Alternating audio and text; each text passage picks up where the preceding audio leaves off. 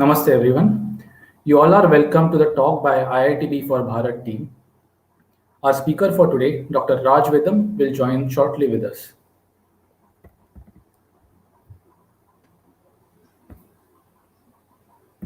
Namaste, Dr. Raj Vedam. Welcome Namaste. to the talk and thank you for taking time from your busy schedule to enlighten us on the topic. Thank you. It's my pleasure to be here. Yeah. We would also be joined by Siddharth ji from IIT for Bharat team. Namaste, Siddharth. Okay, before beginning the talk, let's take a moment to acknowledge the historic day. We have just won our first gold medal in this year's Olympics. The glorious flight of Neeraj Chopra's javelin gave our country its first ever track and field medal, that too a gold. So let's take a moment to acknowledge that. I would request now Siddharji to start the talk with a shlok vachan and a prayer.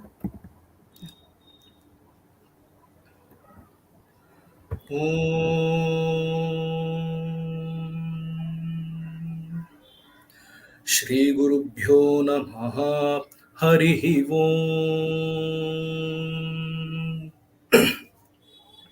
Om Ghananantva Ganapatigam Havamahe Kavim Kavinamupamashravastamam Jeshtarajam Brahmanam Brahmanaspata Anashrinvannotibhissidasadanam Om Shri Mahaganadhipataye Namaha Om Shri Mahasaraswatyai Namaha Om Shri Gurubhyo Namaha Harihi Om Om Srinamurtaye Namaha Sadashiva Samarambham Shankaracharya Madhyamam Asmadacharya Paryantam Vande Guru Paramparam Narayana Samarambham Vyasa Shankara Madhyamam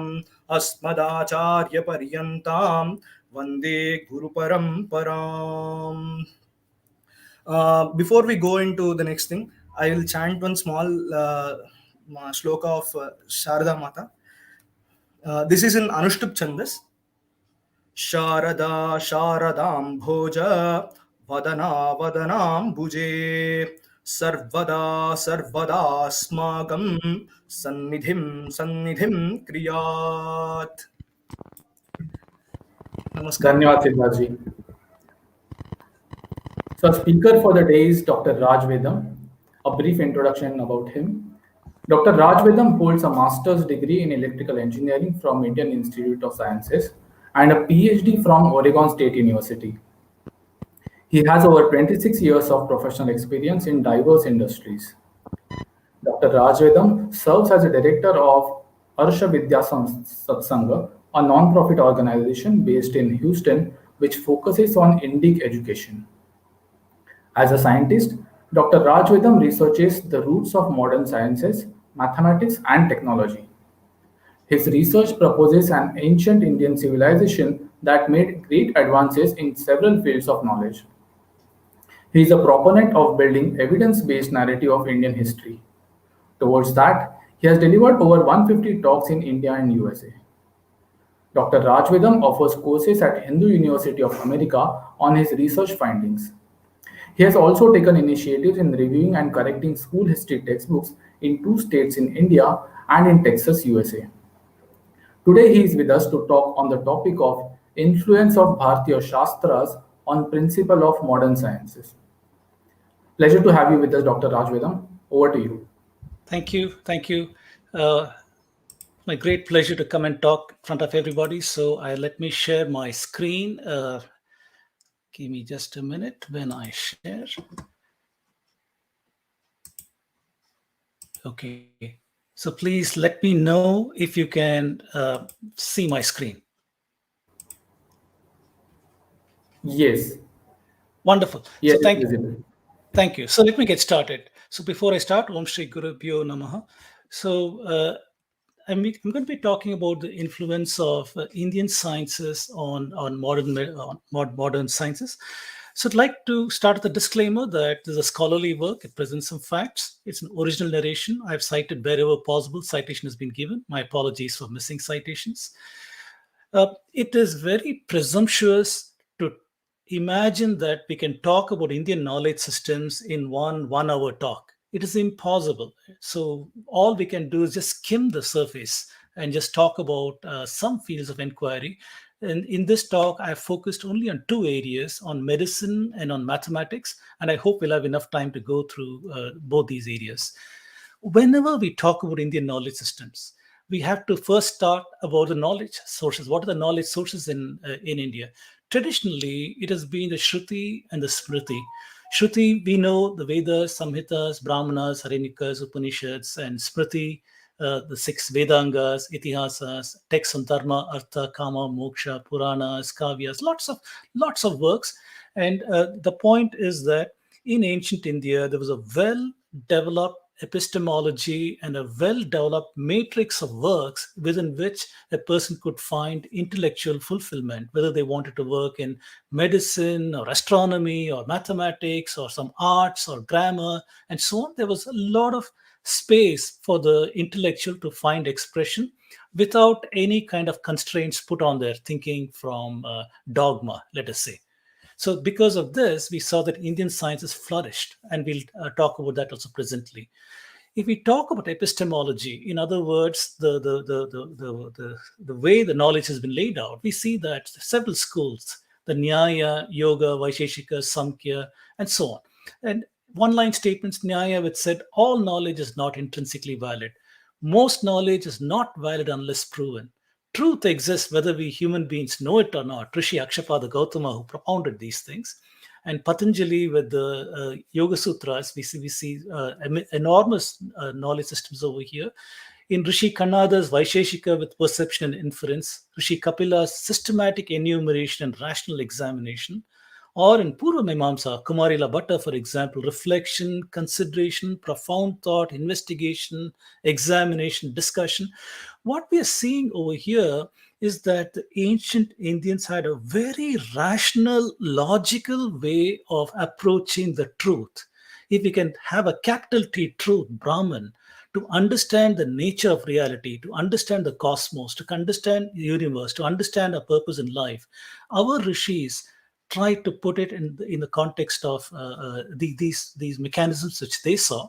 And even today, you might think that if you're a for example, a PhD student, how do you write your thesis? You go to the library, you read the works of various people. Maybe there's a theorem that you like by this professor in this big university. So you say, on the authority of this professor over here, I'm going to write my PhD thesis. So what you typically do, you go through a process of systematic enumeration of the facts. You collect all the facts known in that case, rationally examine them one by one. You go through a process of reflection, deep thought, investigation, discussion with your colleagues, and eventually you get an idea through your perception and inference saying that, yes, this is what the truth could be. So even today, we apply the methods of our rishis. That is the bottom line. And they had a very well-developed mechanism and understanding of what is pramana, or the means of knowledge.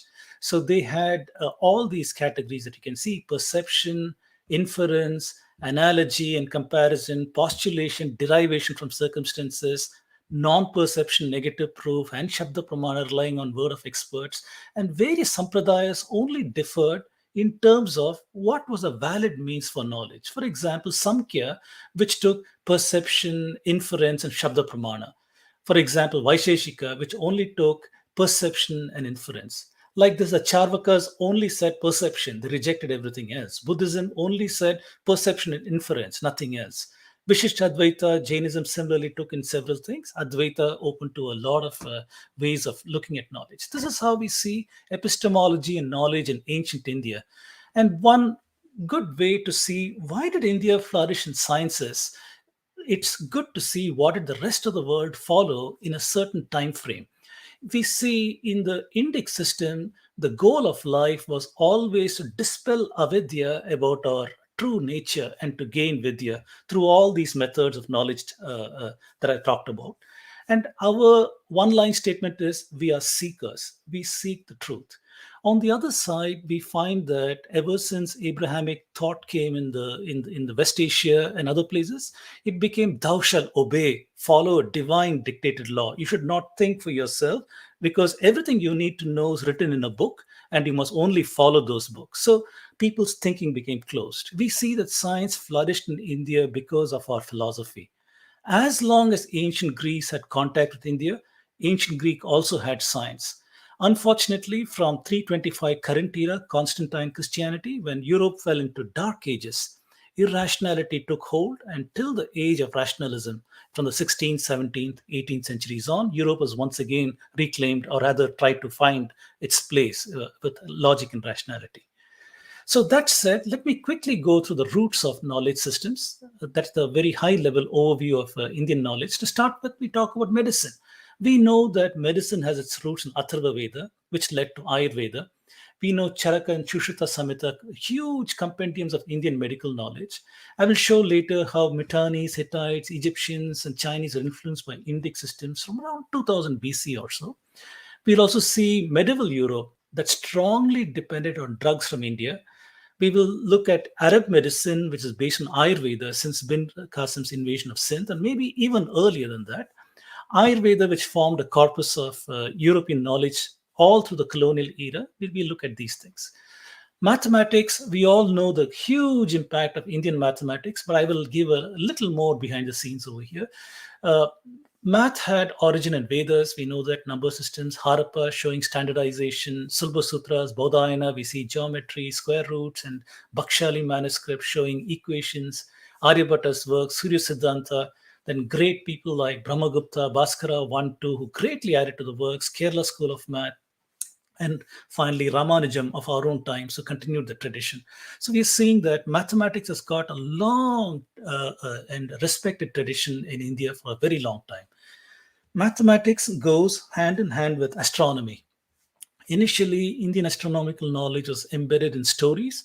Eventually, it gave way to Siddhantic astronomy, and many works are lost. We don't have them today. We find, in fact, in some of the ancient works, there is a heliocentric model encoded in Shatapatha Brahmana or Aitreya Brahmana, used by Aristarchus, for example. And mathematical models were developed to estimate the course of the sun, the moon, the planets, and development of trigonometry and spherical geometry. This was used by the medieval Greeks and others later. And we also see models to estimate eclipses, duration, the length of shadows by Aryabhata, estimation of the curvature of the earth and such things of Brahmagupta, precision rate by Bhaskara too. Nilakanta Somayaji, he had a model for partial heliocentrism. This was used later by the European Tycho Brahe. And we also see that in India, the centers of learning were destroyed by Muslim invasions. And perhaps one of the last great Indian classical astronomer is the Odisha scientist, Patani Samanta Chandrasekhar. People are surprised when we even talk about music. The common saying today is music arose independently in India, China, and ancient Greece. But my investigation is showing that that might not be true. We are seeing that the earliest musical system came from Samaveda. The 3-tonal liturgical music gave way to 5-tone, to 7-tone, to 12 semitone, to 22 Shruti system. The musical intervals were based on chord ratios. And this comes from Bodhayana Sulba Sutra, for example. Those chord ratios, we know the intervals between musical notes. And Pythagoras, who visited India around 500 BCE, he used the same ratios and is the originator of the Western music tradition. If, for example, we say that in India we have, for example, Shankarabaranam, say, Sa Re Ga Ma Pa Da Ni Sa. And you see that in the Western system, you have Do, Re, Mi, Fa, Sol, La, Ti, Do. Exactly the same tonal differences are there, ratios are there, but note to note. And we see it cannot have had an independent origin. It must have had a common origin. That is the point. We see Pythagoras used chord-based ratio for music, considered for divine purposes, and so on. A lot of similarities. Even our modern systems, we can find the roots of this in Indian systems. For example, we know that all the digital systems works on logic gates. All of us are familiar with these things, whether you're using a cell phone or a computer, internet, everything we have pervasively, digital systems are dominating our lives today. We see the roots of logic in Nasatiya Sukta, for example, A and not A. We see works on Pingala and Chandashastra, a lot of combinatorics and other such works. In 1824, Colebrook wrote a work on Indian logic. And this work greatly influenced both George Boole and De Morgan. If you're an electrical engineer, you'll recognize these names because all of us learned the Boolean laws and other mechanisms of optimization from these gentlemen's work, and they were influenced by Indian logic. In fact, Mary Everest Boole, she wrote a letter to Jagdish Chandra Bose outlining the influence of Indian logic on both Boole and De Morgan. So it is the use of Boolean algebra that has enabled the design and development of complex digital systems. So clearly we're seeing a continuation of thought that is giving rise to a lot of modern thinking. And India had universities too. Universities are not a recent phenomenon. It goes back to very, very ancient times. Although this is a WhatsApp forward, you do see that several universities were in India. We typically talk about Takshashila and Nalanda, but we had a lot more universities, whether it is forest universities or brick and mortar universities or hermitages and such things. We had quite a few universities in India. Also, in summary, I'd like to quickly talk about knowledge transmissions from India. So the people often ask, where are the routes for knowledge transfer? If you say knowledge went out of India, who took it, where, how, and so on? I'd like to point out some routes. The first route is from Tamil Nadu, Poompuhar. From around 15,000 years ago till around the Chola Empire time, Poompuhar has been connected to the outside world through the marine link, and they've had marine contact. There's a paper last year from Professor Ramaswamy that is talking about harbors found in Poompuhar, or rather 25 kilometers out into the sea, submerged and under 400 feet of water, where he's found a harbor and settlements, which shows that from a very ancient period of time, about 15,000 years ago, till the Chola time, this is a prominent place for trade. Whether it's Southeast Asia, China, and other places, we know that there has been contact over here. Lothal, we are familiar from the last 5,000 years to around 3,000 years ago, a lot of marine activity and trade. Harappa, land trade as well as sea trade, 5,000 to 3,000 years ago. Vedic records, lots of them talk about migration to the west. We know the Anu and the Drihyu who went out of India and settled in various parts of the world, that side. We know that there was a monsoon failure in India around 2000 BC for about 100 years or 200 years, and this induced migration to all parts of the world, including going to the Fertile Crescent. We know that. So that also took place. Around that time, we also see Mittani, Hittite, Elamite, Canaanite, Babylonian contacts. 2000 BC to 500 BCE, a lot of knowledge exchange. Mycenaean period in Greeks around 1000 BC, we are seeing contacts. Travel by Greek scholars to India, Pythagoras, Democritus, Pyrrho, and others. So all the way from 3000 BC to 300 BC, we have a lot of data points. If you look at post-Alexander, we had the Seleucid Empire between Mediterranean lands to India, and between 300 BC to 100 BCE, a lot of knowledge transfers also took place. Third route is the Silk Route. The Silk Route is informal trade networks connecting all the way from Southeast Asia to China to India to Central Asia to Mediterranean lands. And one example is the Boer manuscript, which is an oldest manuscript we have of Indian medical systems. This is found in Xinjiang province. The fact that a medical text is found on the trade route also implies knowledge was also part of what was taken out of India through these trade routes to China, Southeast Asia, Middle East, and beyond 300 BC to the medieval period. Then directly when the Roman trade started, Roman trade between 200 BC to 500 current era, the Romans would come over here through the Mediterranean, cross the land bridge at Alexandria, and from here through the Red Sea, come and trade with ports on Lothal all the way to Bengal over here. They were trading ports and Periplus of Erythraean Sea. This talks about that. And they traded in a lot of material, and we also know knowledge went on this route. The fifth route for knowledge transmission is through the Abbasid Caliphate. When bin Qasim, after he invaded the Sindh and this part of India fell, all the way from Sindh through Persia, through Arabia, through Egypt, through Tunisia, through Morocco, up to southern Spain was under the control of the Muslims. And in that period of time, a lot of Indian texts were taken from Sanskrit, translated into Persian, into Arabic, and injected into Spain. In Spain, Cordoba was a capital in the south.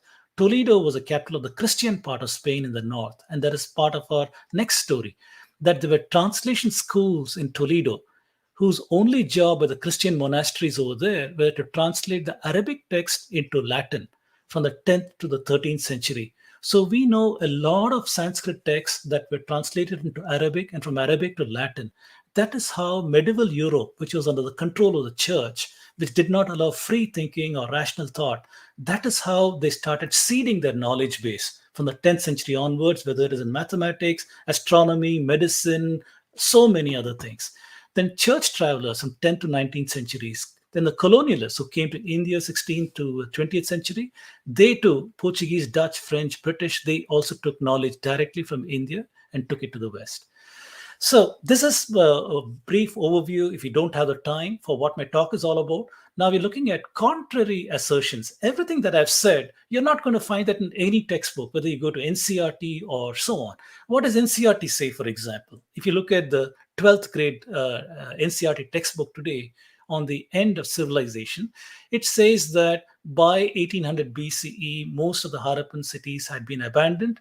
Then it is saying that the subcontinent will have to wait for over 1,000 years for new cities to develop in completely different region. So the underlying issue over here is that India was an illiterate, uncivilized country from 1500 BCE all the way to the Mauryan times in around 300 to 400 BCE. India was uncivilized. This is the NCERT textbook. And at that time, according to them, the Greeks, Babylonians, Chinese already have very advanced knowledge.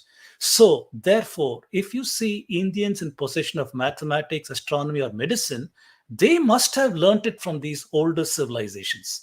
So this is the embedded ideas inside our NCERT in the common narrative and so on. So what is their assertion?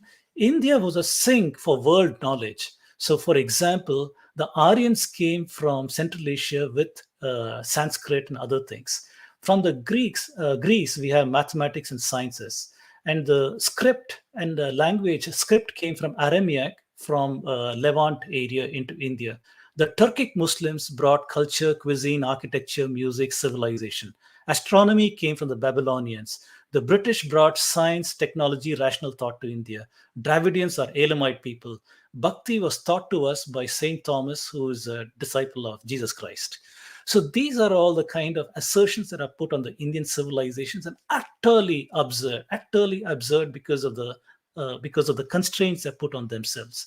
So I pose, what if there is no Aryan invasion or migration to India? And there is no such periodization of Harappa or Vedic, rather the same culture exists in ancient India for a long time. We have proof of that, for example, from genetics, which shows antiquity of the Indian people.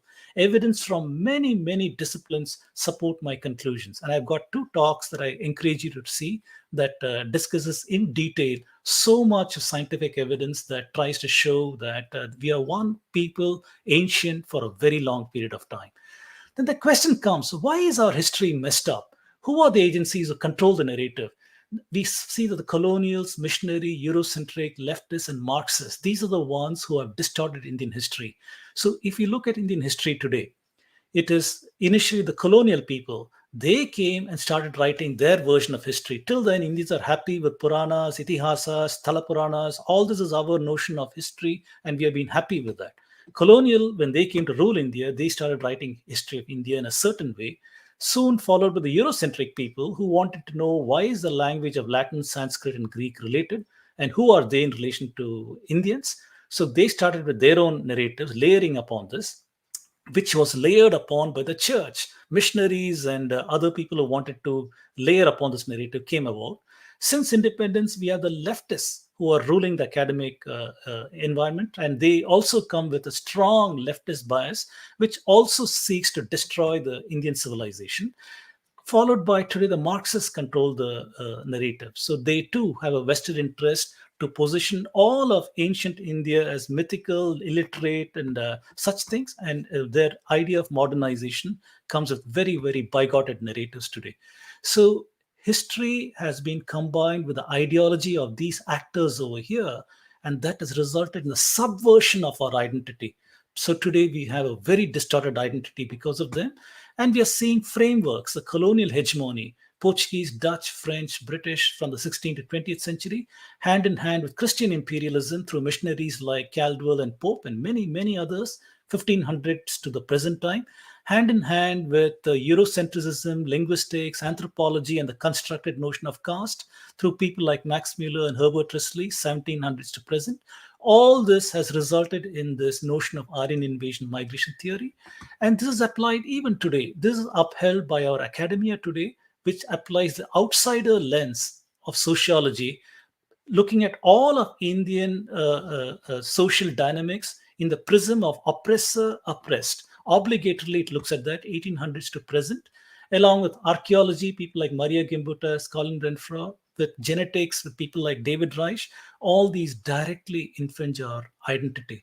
It's up to us to use rational, logical, evidence-based narration to see, are these assertions true? What models have they used? What are their assumptions? And can we test these things? Do the evidence that we are seeing from multiple disciplines, do they hold up? That is what I've done in my talks, and so on. We're also seeing that ethnocide of Indians was orchestrated by the British through 5 mechanisms: the creation of poverty, widespread poverty. They destroyed our identity through manufactured caste. They destroyed our identity with distorted history. They destroyed our religion with missionary activity. They destroyed our education system via introduction of English. All this has again resulted in the downfall of Indian knowledge systems, of our identity, and so on. And we are seeing economically, all the way from the year one, if you see the Indian economy, which is one of the highest in the world, has been falling by about 10% in 1,000 years, which means that coming to around the Mughal period, we're around 25%. And during the Mughal time, we see a downfall. Through the Maratha time, we see a slightly uptick. When the British took over here, we see a rapid downfall in the fortunes of India, and the new India is somewhere over here. So in this period, we saw a lot of Indian knowledge systems, things I'm talking about today, that suffered a death in this time frame. If the British were not there, we can speculate that India would have continued in the same trajectory, this 10% in 1,000 years, which means around now, instead of being here, we might be at around 25% of the world GDP. Sufficient in the wealth, so we could buy any technology created anywhere in the world and could have modernized. So anyway, with that said, I will go to the first topic, which is Indian medical heritage. When we talk about Indian medicine, it's always good to first seek archaeological artifacts. What are the archaeological artifacts that show practice of medicine in ancient India? For that, we go to Mehrgarh, which is basically the precursor to the Indus Valley, if you will, Balochistan, from 8,000 to 9,000 years ago. We have found evidence of drilling in a tooth. The fact that drilling was done around 9,000 years ago, curing toothache and so on, and surprisingly effective removing rotting dental tissue. And very, very interesting to see this from an ancient period of time that we have this. One more paper that is talking about other dental remains around 6,000 BC, prior to 6,000 BCE. We have evidence of trepanation at Harappa and Mehrgarh, which is showing holes drilled in the skull for some kind of surgery to ease the headaches or whatever, we don't know. But we're seeing that. In Harappa, we're seeing that cemetery age around 2300 BCE. We're seeing evidence of this. Prosthetic eye in a place called Burnt City in Iran, which is in cultural proximity to Balochistan, which is in close proximity with the Indus Valley. We are seeing that there was a skeleton recovered over there with a bitumen eye, which is showing that prosthetic eye was also used in ancient parts of the world. Again, we are seeing evidence of medical practice in several of these places. Everybody knows a colonial documentation of Sushruta's rhinoplasty, where plastic surgery, in order to fashion a nose for a person, they would cut out a flap of the skin, leaving the blood vessels intact over here. They don't cut this part, but cut this part, make the skin drop down with the blood vessels intact, and make the skin fuse over here so that this man is fashioned a nose. So this was practiced in before the colonials had even come to India, 1794, from the methods of Sushruta. What about in the present times with COVID and vaccination and other things? There is great interest in inoculation and vaccination. Where did that come from? So we see from the British records itself that, for example, this is a book that was written, a paper written by the British in 1767. It is saying that inoculation is performed in Hindustan by a particular tribe of Brahmins from, I can't even read these places, Banaras and other places. They divide themselves into small parties of 3 to 4, plan their traveling circuits such that they arrive at the places of their respective destination some weeks before the usual return of the disease. So we have periodic diseases that come during monsoon time, perhaps, or whatever. So they plan their trip with medicines and go to various places to inoculate people, and they begin inoculation. Generally, it's not done before March. That's what it is said over here. Very interesting. If you look at one more journal, Asiatic Journal in 1819, Madras Courier, this is talking about the inoculation methods for Hindu medical practitioners, the Bhartiya Shashtras. Inoculation of the cowpox is known from ancient times. In this Sachsteya Grantham, this is attributed to Dhanvantri from an ancient composition. This one is describing 9 different species of smallpox, out of which 3 of them cannot be cured. And the author is laying down the rule for practice of inoculation, how the inoculation is to be done, and all that is described in this paper written for the benefit of the British and others. And we are seeing in another paper over here, rather the same paper, the translation saying the fluid of the pock on the udder of the cow or on the arm between the shoulder and elbow of a human subject, that is pierced with a needle, and then until the blood appears, and then they mix the pus and the blood, and then finally that's inoculated. When inoculate the fluid from the udder of a cow, some will have slight fever for a day or 2 days, after which they will be well. There's no danger, and the whole will disappear in 2 or 3 days. So what we are seeing over here, when they take it from a cow, this is generally called as inoculation. When they take it from a human subject, it's called variolation. Variolation has been used even since more ancient times, and inoculation from cows is what is attributed to Jenner, and they say that's more modern, but we are seeing that also has been practiced in India for a long time. One more paper that is talking 1827, this is from Orissa. In the Orissa period, is saying that a certain quantity of cotton wetted with the matter of a favorable smallpox, and from 200 to 400 people assembled on a Sunday and Thursday, a cut is given on their arms and instrument, and the cotton with a quantity of rice put in water. After the rice is properly wet and softened, 6-7 grains of rice mixed with jaggery given to each person, and the wound on his arm is covered, and so on. So very, very interesting to see how India had traveling medical practitioners who would go around from town to town, village to village, giving people inoculations at a certain period of time to control the spread of diseases. This is before the British had come. What are the Western assertions? This is always something very amusing to see. Jenner, apparently he pioneered the creation of smallpox vaccine, the world's first vaccine. So he used in 1798, he used the word vaccine from the smallpox of the cow. And he is called the father of immunology. So this is the way the West, because of its powerful platform, pushes these ideas, and our textbook writers utilize these ideas and hide the details from our children. This is the tragedy of where we are. So given that, let me quickly talk with outline of medical heritage, the sources, antiquity, and knowledge transfers out of India. So hermeneutics, Surendranath Dasgupta, he says medicine is the most important of physical sciences, intimately connected with Samkhya and Vaisheshika physics. This is the killer application, the origin of logical statements encoded in Naya Sutras, which we saw earlier. So Atharva Veda is the origin of Ayurveda and others, in which disease and ill health was seen as 2 reasons. One reason is because of unwholesome diet, which requires methods of Ayurveda to cure, and the others because of the karma phala and transgressions, which requires prayaschitta and Atharva Veda practices to cure. One could look at this as physiological and psychological also, and Indians had a very deep understanding of both areas.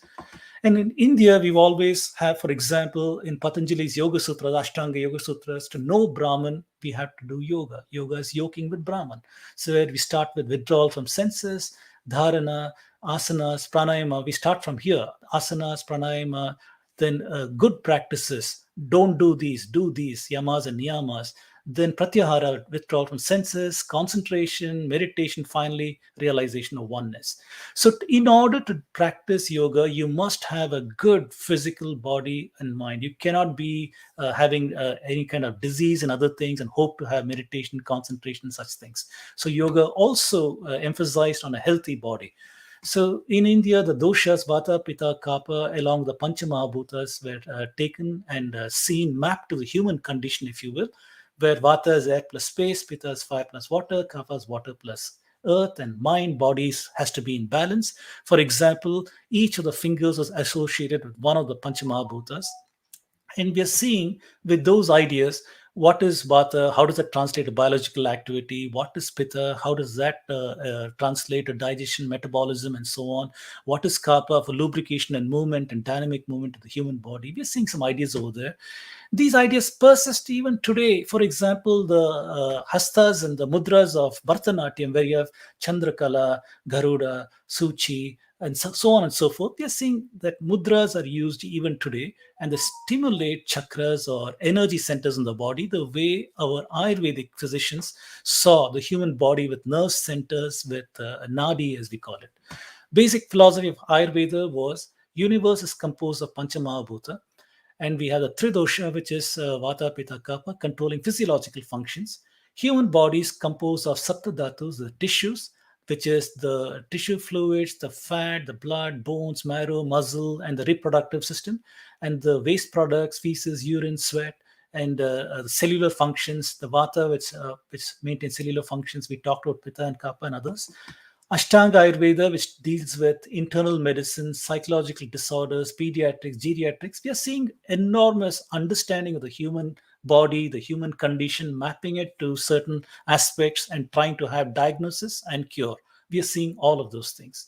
We are aware of Sushruta, one of our greats, who wrote the Sushruta Samhita, which could have been maintained in various periods of time by his parampara.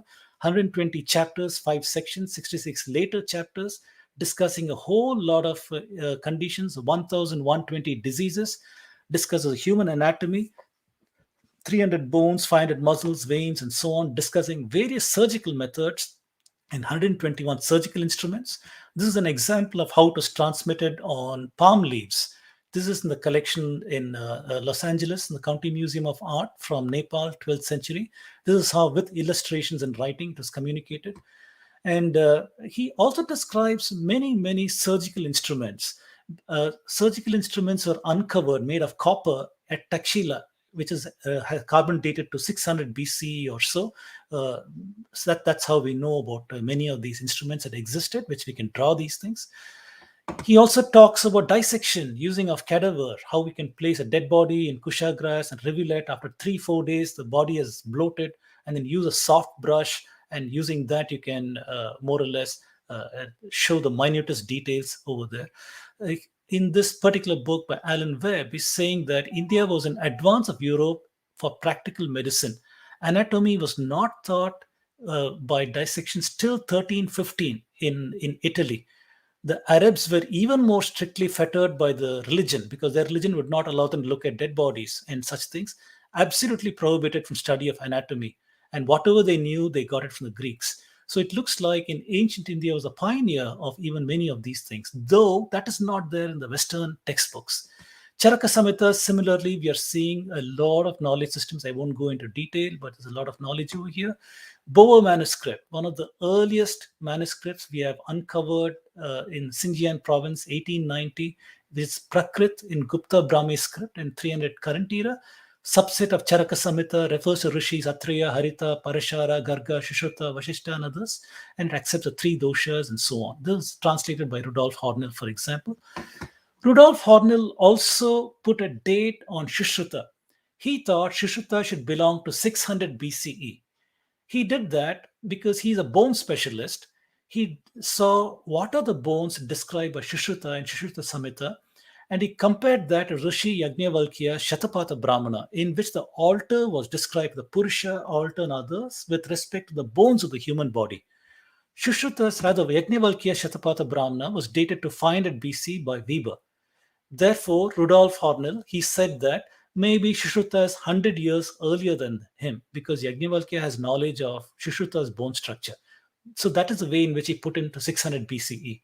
However, I have argued that Shatapatha Brahmana has got Kritika in heliacal rising. And this is true in 2982 BC astronomically, using the precision as the human as an astronomical calendar. Based on that, we can say that.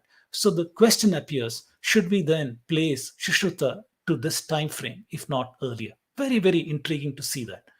So having said that, I'll quickly show how Indian medical knowledge percolated throughout the ancient and modern world through knowledge transfers. So we know that there were ancient climate changes. I alluded to that. This paper, Nature, is talking about 200-year drought doomed the Indus Valley. About monsoon hiatus 4,200 years ago, dry spell led the civilization to collapse. We are also seeing, for example, genomics, cattle genomics. This is a paper from Science that is saying that the Indian cattle, the Bos indicus, that was found in the Fertile Crescent, Turkey and northern Iraq and places like that because there was water over there.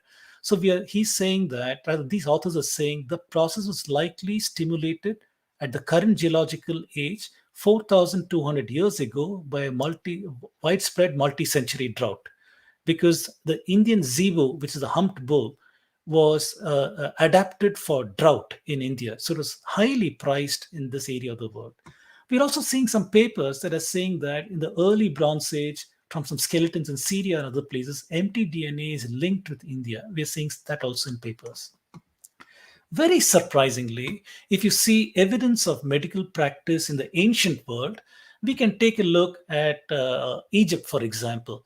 The Smith papyrus, Eber's papyrus, Kahun papyrus, these are all from 1800 BC, 1500 BC, discussing magic, trauma, OBGYN, and other such things. We are seeing that this has appeared only after the migration that I talked to you about over here, this migration that happened in 2000 BCE. After that, suspiciously, we are seeing the rise of medical texts and others in Egypt. And J.F. Royal, he's saying that the plants and materials from India were in use in these pages from 116 150. So many Indian plants is describing that was used in ancient Egypt around this time frame, hinting at knowledge transfers from India. If you go to the Mittanis, Hittites, and Kassites, who also lived around this time frame, suddenly you're seeing Indian knowledge here. The Mittanis, in fact, were Sanskrit-speaking people. They invoked Indra, Varuna, Ashwini, and so on. If you look at Charaka Samhita, he starts with Brahma. Brahma gave this Vidya to Ashwinis, who gave this knowledge to Indra, who gave this knowledge to Rishi Bharadwaj. Bharadwaj gave to Punarbashu Atreya. Atreya gave this knowledge to Charaka. This is the citation trial as far as Charaka is concerned. And take a look over here, the Mittanis are invoking Varuna, Ashwinis over here. We also know when the Mittanis time frame, Egyptian pharaoh Amenhotep, when he fell ill, the Mittani king sent a healing statue of Shauka, which is Ishtar with a lion. Basically, there is Durga or Shitala, the deity of diseases, for healing purposes. We also know Hittites suffered a 20-year smallpox. They had healers called Hasava, and Kamru Sepa is a female deity of their healing. It is linked with Varuna. And according to their legends, it says that she traps the disease in a bronze pot and saves life. So bronze pot and copper pot is used in India from times immemorial to store water and to have a antimicrobial activity over there. And here you're seeing that Indian knowledge is percolated here. If you look at Babylon, Akkadian medical texts, 1800 BC and so on, again, you're seeing rational examination, logic, therapy used to make diagnosis. The Nippur medical archive, for example, is showing treatment based on herbal medicine spells. We are seeing echoes of Indian thought in all of these areas, which is hinting knowledge transfers. Going to later periods of time, if you see transmission to Greeks and Romans, In the Western sciences, we are told Hippocrates. In fact, even our Indian medical doctors, when they take an oath today, it's the Hippocratic oath that they take. So we are seeing Hippocrates from 460 to 370 BCE. He proposed this system, which is shown over here, which is a human condition with the Panchamahabhutas again over here, but there are only four shown here: fire, air, water, earth, with the conditions of hot, dry, cold, wet, which is completely borrowed from this that I showed you, the Tridosha with the Panchamahabhuta, with the mapping to the condition. That is the model for Hippocrates. Who was Hippocrates? He was a student of Democritus. I've already shown that Democritus came to India in a certain time frame to get knowledge. And he has learned from, for example, Vaisheshika Sutra. We have evidence of that. We also know Buddhist transmissions, 5th century to the 4th century BCE. We know of the Indo-Greek contacts from Alexander onwards. We know that Alexander ordered the translation of works. Is not his uncle. Apologize for this error, for Aristotle. And we also know Library of Alexandria, which is set up for east to west transmissions. I've shown all of these things. And this is how Indian knowledge came from here to here. J.F. Royle also says the materia medica of the Greeks, Romans borrowed enormously from India. This is the core of the spice trade. So most of the spice trade that they say also was Indian medicine. Kerala, for example, was a place where a lot of Indian medicine was followed. The Western Ghats, that is a place where a lot of herbal grow, just like in Himalayan region. Even in this region, you have a lot of herbs growing. So from here, the medicines went to Europe in ancient period of time. Even before Islamic period, in the early medieval period, Dioscorides, he wrote a 5-volume Materia Medica with a large number of Indian herbs and so on, used for 16 centuries in Europe as medicine. We know the spice, herbs, medicinal drugs in the Roman trade. This ended once Rome adopted Christianity in 330 current era. That led to dark ages in Rome. The spice trade ended with India. And we know that Dark Age Europe immediately started suffering diseases and so on, the plagues and other such things. We also know that the Byzantine emperor, the Christian Byzantine emperor, he persecuted Nestorians. And because they had a different philosophy about Jesus Christ, so he persecuted them. And these people fled to Kerala and they became the Syrian Christians around 489 current era. And they were the source of transmission to Syria because they still had contact with Edessa and their bishops over there, and they transmitted knowledge too. The Nestorians also fled to Jundishapur, as well as the so-called pagan Greeks. They also fled to Jundishapur to flee from Christian persecution, and around 530 current era. And this place was a center for Indian medicine and learning. And this Persian king, Khosrow, Anushirwan, he sent his vizier and physician to India to get medical texts, for example. We know these things too. Eastward transmission, we know Silk Route, Buddhist route, Boer manuscript, ideas of hot and cold, yin and yang, dhyana became Zen, such things. We know that in China. Travelers like Fahian and Huensang, Yizing, and the Bodhidharma who went from India to China, and many others. For example, the Buddhist Bodhisattva physician Nagarjuna, he's mentioned in a poem of a Chinese who is praising him as the Brahmin priest physician who bestowed eyes. He used Sushruta's methods to remove cataract surgery and such things, and is remembered in these poems over here. We know transmission to Muslim lands in Europe. For example, once Bin Qasim came to Zadia, they kidnapped Indians, physicians like Manka, Kanka, and others, who went to the court of Harun al-Rashid, translated Sushruta Samhita to Persian, used by Avicenna, whose medical texts form the foundation of European medicine from 12th century. Al-Tabari, who wrote comparative works of Indian medicine. Then this person, Abad Allah ibn Ali, 9th century, he translated Sharka Samhita to Persian and to Arabic. All these things are injected up to Spain. Al-Kindi, another Arabian scientist who translated Indian works and wrote all of these things. In Toledo, I already said there was a translation school of Christian monastery in northern Spain who translated, for example, Gerard of Cremona. 87 Arabic texts were translated to Latin, which were in turn Sanskrit texts on math, medicine, astronomy, and so on. And this is the way medieval Europe started learning Indian medical systems, knowledge, and other things. As evidence, I'd like to also present this very rare picture. This came recently from the British Library, British Library published this, and I took a look at it and said, oh my goodness, this is exactly Sushruta's procedures. This is in the 12th century Britain. By that time, it has gone into Britain. It shows the doctor surgically removing hemorrhoids, nasal growth, cataracts, and other such things. We know Sushruta's work transmitted to Baghdad, 711, from there to Muslim Spain, to Christian Spain and Europe between 10th to 12th century. So they are transmitting this knowledge in Britain, as we can see, using the method of Sushruta. Colonial period, there's a lot of data points. I can just quickly talk about Garcia de Otto in Goa, who wrote this book on Ayurveda herbs. Dutch botanist Hendrik van Ried, who wrote Hortus Malabaricus using the Ayurvedic physician's help in Kerala. Johann Koenig, a pupil of famous botanist Carl Linnaeus, who also used these works, went to India, wrote works on botany. Ziegenbach collected Tamil medical works in Tranquebar, that is Taragambadi, in this time frame, and others also collected a lot of Indian medical works.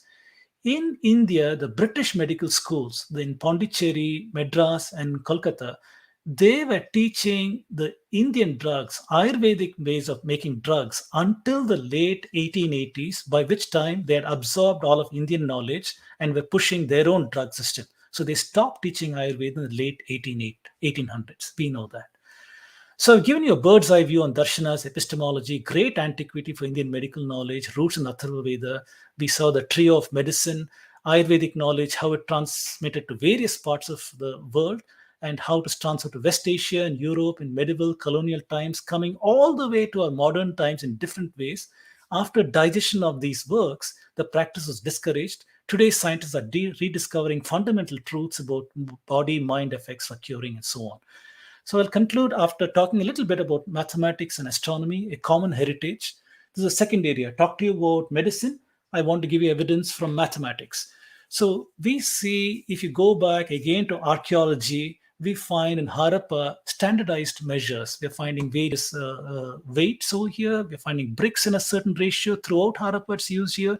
And the town was geometrically laid out in various patterns. We're seeing that. We're seeing evidence of measurement, scales. Mohenjo-daro scale, Lothal's ivory scale, Kalibangan terracotta scale. We are seeing that measurement was a very big thing. If you can measure, that means you have a rational, logical way of approaching the world.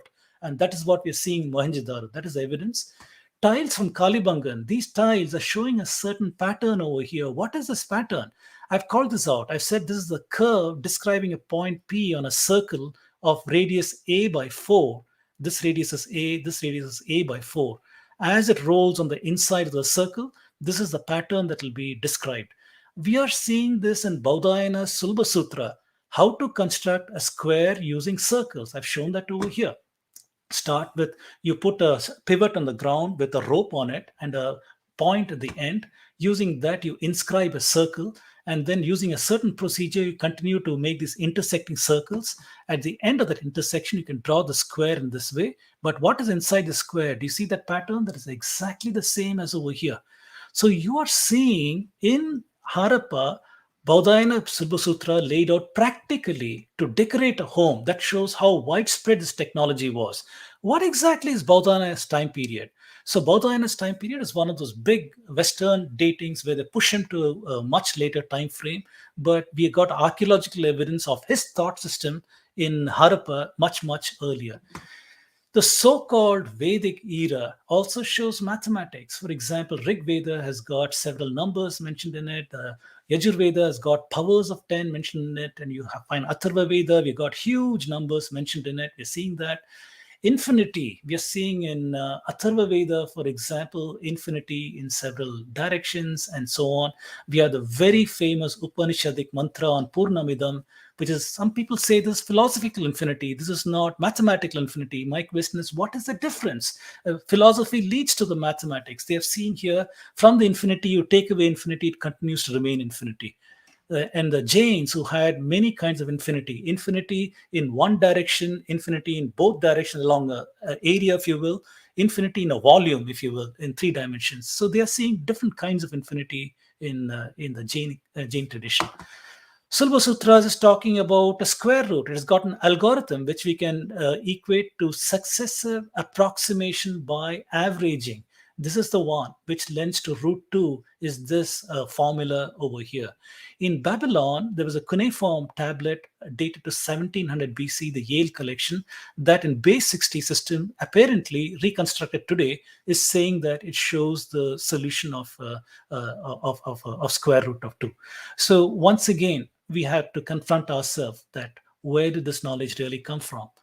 Seidenberg talks about the origin of mathematics. He's saying there are two great traditions in the ancient world, the geometric tradition and the algebraic tradition. Eurocentric people, for example, Ball, he says history of mathematics cannot be traced back to any school before the Ionian Greeks. So he's saying Greek tradition, the Eurocentric idea that Greeks invented everything. So he says that. But Seidenberg has done a lot of analysis. And he's saying that Indians knew both the geometric tradition as well as the algebraic tradition. He's saying Sulba Sutra has got a geometric algebra in it. So both traditions are present in it. And he's saying the Greeks and the Indians have a common heritage that cannot be derived from Babylon. And he's also saying, if you look at the right angle triangle, there are two aspects. The theorem is used to construct the side of a square equal to sum of difference of two squares. Aspect 2, it is used to compute the diagonal of a rectangle. Sulba Sutra knew both aspects, whereas the Greek tradition, so-called elements, has only one aspect, and the Babylonians had only the second aspect. So we're seeing that from a very, very ancient time, the Indian tradition had both of these things. If you look at the date of Bodhayana, it is all over the place. If you see, for example, in this work, it is saying Bodhayana is perhaps 800 to 500 BCE. Pingree, who's saying perhaps written before 500 BCE. This date of 800 BC is pulled out of linguistic analysis, which has got several problems. In my talks, I've discussed some of these things. We have also seen Shatapatha Brahmana has got deep knowledge of Bodhayana's methods. We have dated Shatapatha Brahmana based on astronomy to 2982 BCE. That opens a question, can Bodhayana also be dated to a very, very early time frame? That said, let's move on to Indian numbers. We are seeing from Brahmi, if not earlier in Harappa, at least from Brahmi, we are seeing numbers present over here. These Brahmi numbers evolved in Gwalior to Devanagari, going to the Arabs and becoming Western Arabic, Eastern Arabic, and from there going on to Europe, 15th century Europe, 16th century Europe, we are seeing the modern numerals. From Brahmi, it has gone to this modern numerals. And we're also seeing that a lot of traditions have arisen in Europe, where calculating was done in Europe using the Roman methods for a long time. But after the German called Adam Ries, he wrote a book in 1522, how to use Indian numbers for calculation, place value, decimals, and so on. Once he did that, all these mechanical calculators, they started adopting his method. And if the public wanted any accounting and things like that to be done, they would go, just like today we go to an accountant, they'll go those days to a computer, the fellow will use abacus or whatever. But what we're seeing over here is Indian numbers are all over the place by a certain time frame. Also, we know the evidence of the older zero. Initially, they said the older zero perhaps is in Kaimar, perhaps it is somewhere else, and so on. But then we know that conclusively in Bakshali manuscript, we have evidence of zero in there. Bakshali manuscript was found in 1881 near Peshawar. It is a birch bark document, 70 leaves and 36 in fair condition, Sharada script.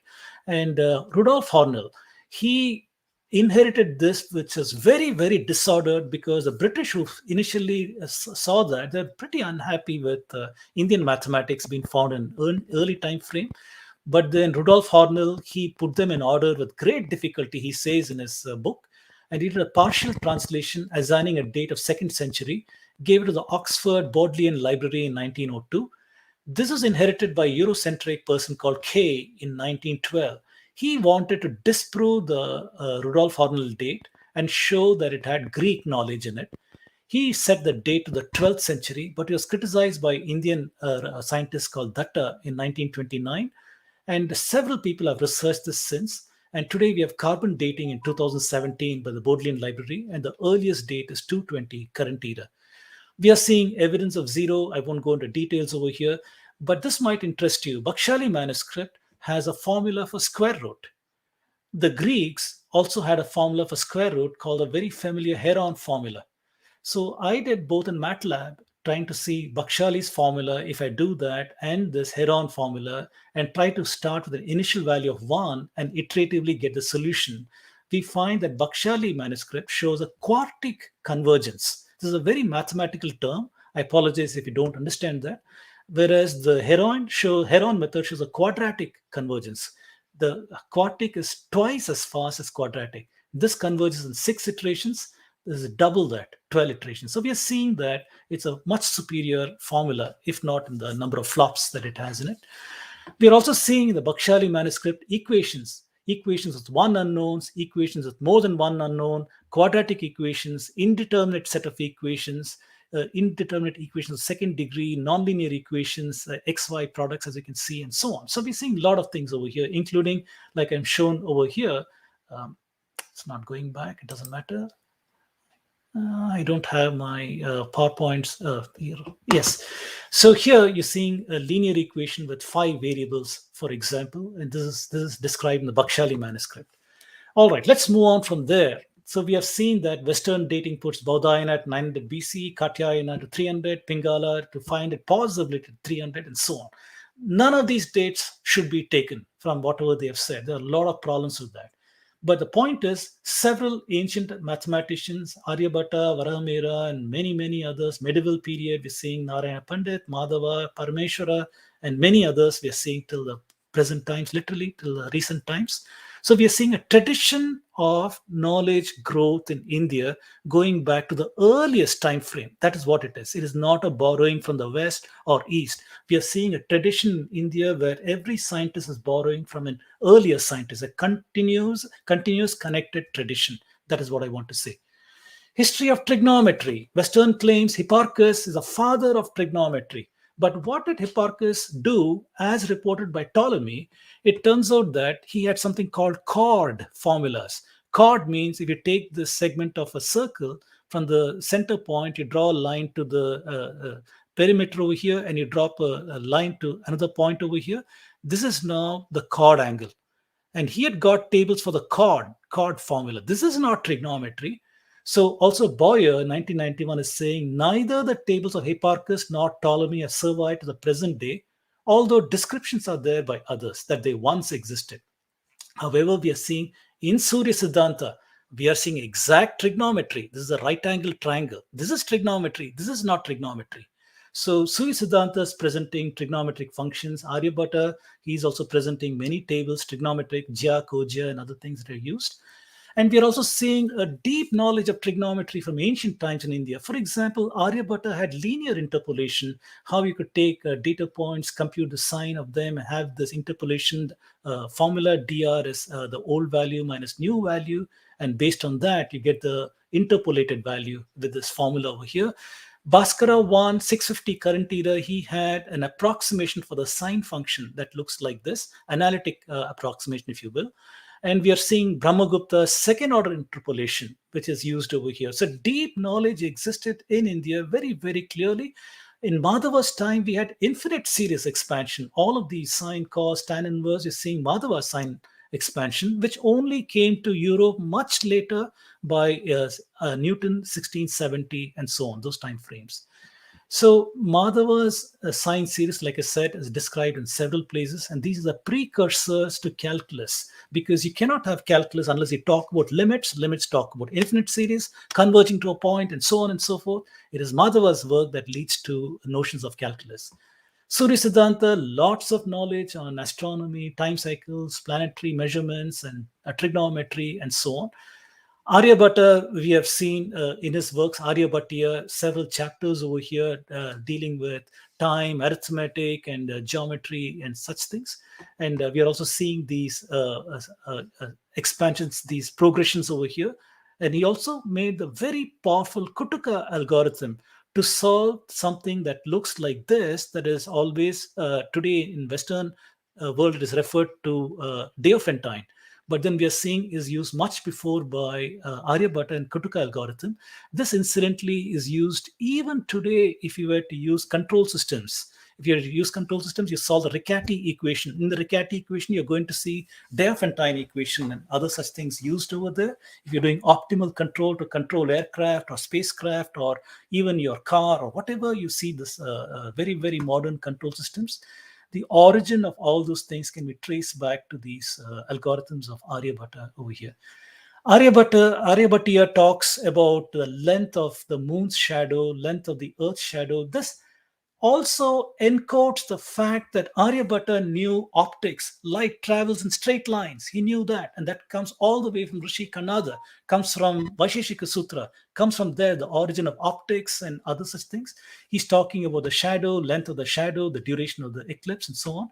Go to Brahmagupta, you're seeing a lot of interesting works that he's done, including rules for positive and negative numbers and algebra, a lot of algebra, astronomy, solution of intricate equations, which the Westerners today call the Pell's equation, solved 1,000 years earlier by Brahmagupta, whereas the West struggled to solve this equation at the time of Euler and others.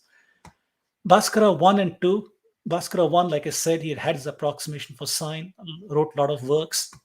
Bhaskara 2, who had the elements of differential calculus. At the highest point, the instantaneous speed is zero is an assertion that we can attribute to Bhaskara the second. He had computed the precision of equinox at 25,461 years. This is a modern figure. Madhava Sangamagrama, all these infinite series can be attributed to him, and he had iterative solution of nonlinear equations and maybe calculus also. He was the originator of that, trigonometry, algebra. Both C.K. Raju as well as Joseph Georgis say that Madhava's math was transmitted to Europe a century before Newton by the church.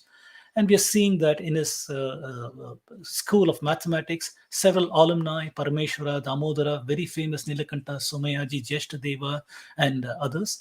And Jeshtadeva also wrote the Yukti Bhasha, so which is the Malayalam compendium of works of Madhava, Nilakanta, Somayaji, Parameshwara, and others. And it appears to have the foundation of calculus and predates Gregory and Newton. It contains astronomy, math of infinite series, integral solutions, series expansion, fundamentals of integration, differentiation, all of which are pervasively used today in our world, modern world. And Vish wrote a paper, Yukti Bhasha, in 1832, which is claimed to be after Newton had already done that. But then Indian authors state that these works had transmitted much earlier to Europe via the church and trade, and I have some evidence for this, which we can't present in this talk as yet. Going on to even more modern times, Srinivasa Ramanujam, all of us know about him today, how he found the convergent values to divergent series. For example, the strange looking series where 1 plus 2 plus 3 plus 4 and other things converge to negative 1 over 12 and things of this nature. So enormous amount of mathematical knowledge and infinite series is there in Ramanujam's work, who continued the tradition of Indian mathematicians. What are the Western assertions and pushback? We'll conclude after this. So early attempts were made to discredit Indian works. Once the European colonialists had found enormous knowledge systems in India, they worked to discredit it. This man, Bentley, he worked to discredit Indian chronology based on the astronomy. He tried to say they were all fabrications. They were all made by Hindu astronomers in later periods of time to pretend great antiquity. Max Muller, he was confronted with his criticism on the chronology of the Vedas and others based on the astronomy that is present in them. He did not accept any of them. He only accepted Colebrook's date for Vedanga Jyotisha at 1400 BCE, but he rejected everything else, saying Puranic works are unreliable. Such views are used even today by Indian scholars who have not done the diligence. They blindly echo Max Muller's views and don't even study some of the Indic works based on that. The Eurocentric claims, for example, it says that ancient Greece was a place where mathematics was there. Then Europe went through dark ages. Then they rediscovered during Renaissance the Greek learning. And today we have Europe and our cultural dependencies with great knowledge systems because of Greece. This is how they see mathematics. Once they found the impact of India and Arabia, they modified that. They said, yeah, knowledge was developed in Egypt and Babylonia, and in Greece it was refined, and Indians were the custodians of Greek learning, Arabs were the custodians of Greek learning, and through the Dark Ages they kept that knowledge. till Europe could learn it. So this is the modified Eurocentric model. And whereas in reality, there is a whole lot of Indian mathematics through which Babylon, China, everybody learned over here, transmitted to Baghdad, Arab, to Egypt, to southern Spain, Arab Empire, into Europe. This is the reality of what we're seeing. People like Neubauer, in this book, Exact Sciences and Antiquity, he is analyzing a lot of astronomy, the Babylonian astronomy and the Indian astronomy, and he's trying to make a case where he's saying that Varahamihira, others, they incorrectly copied constants for planets from Babylon. He concludes Indians copied astronomy from Greeks and Babylonians. I strongly recommend Subhash Kak's article on Babylonian and Indian astronomy, early connections, where he has critiqued many of these views. Neubauer's student was David Pingree. So he continued that parampara with a mistranslation of a Nepali copy of Yavaneshwara's Yavana Jataka. And he continued the claims of his teacher that Indians incorrectly borrowed from Greeks and Babylonians. Again, several people have critiqued his work. Subhash Kak is one of them. Shukla is saying he corrected a lot of the translation problems and he rebuts many of the problems over here. Bill Mark is even more ruthless in his critique. He's saying Pingree fabricated findings, misread, conjectured to arrive at conclusions. So I recommend reading the critiques of these works that are showing that the conclusions of this parampara is completely inaccurate because of these things. The third in that parampara is Kim Lofker. She is a student of David Pingree, who wrote this good book, Mathematics in India, because it collects a lot of information in a nice book.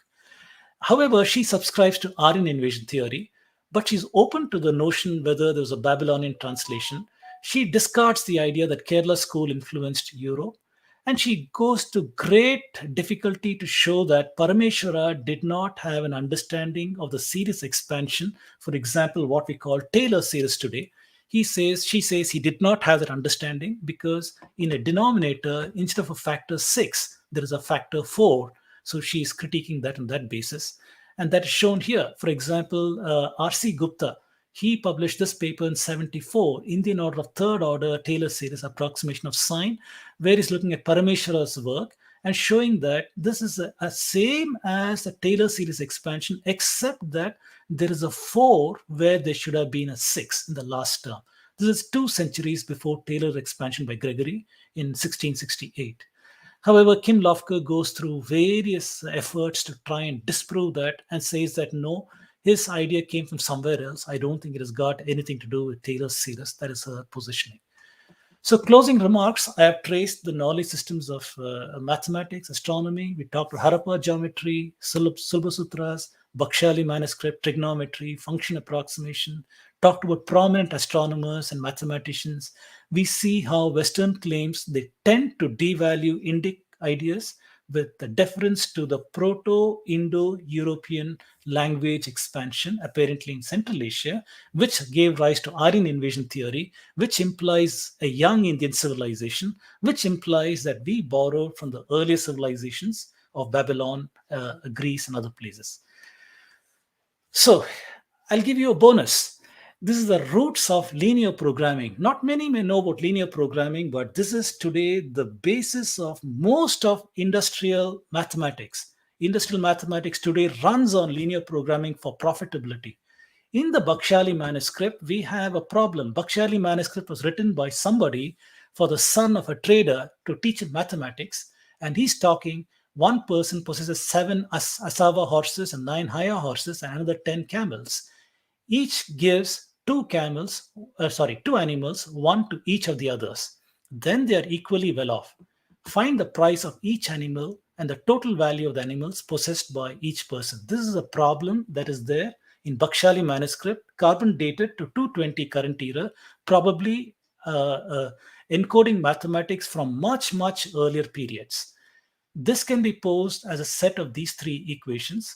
In the Bakshali manuscript, the K value is 262, which yields the value for the first horse is 42, for this one is 28, for this one is 24.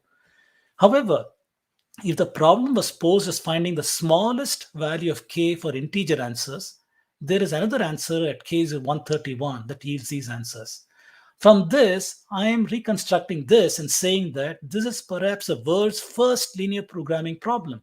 Maximize phi 1 times x such that this equation equality constraint, another equality constraint, and integrality constraints x1, x2, x3 are integers. So you can find integer answers for x3 in multiples of 12 and so on. However, the instructor chose x3 is 24. Perhaps that reflects the prevailing price of the animal, whatever was the unit that they used for the currency.